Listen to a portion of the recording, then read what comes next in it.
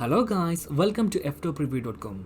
In this video, we are learning a very simple and quick tutorial of iPad.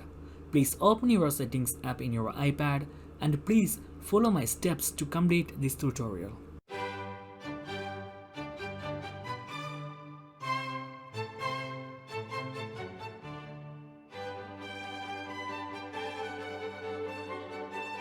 You see in the opening,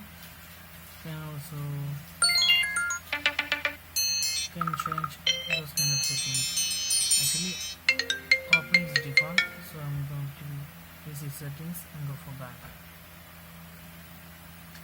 Okay guys, if you have any doubts, please comment below.